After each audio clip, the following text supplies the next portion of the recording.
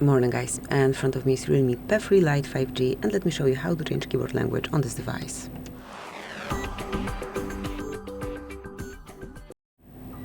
So at first let's open keypad. So you can either go to messages, to some search area, note, whatever.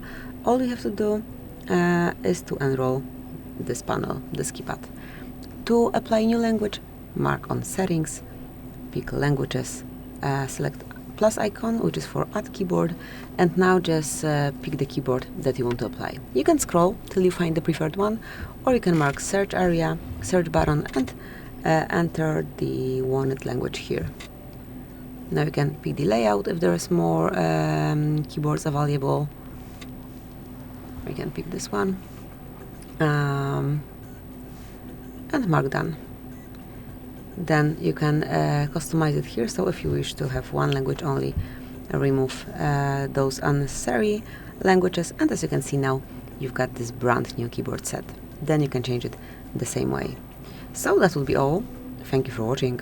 Please subscribe our channel and leave the thumbs up.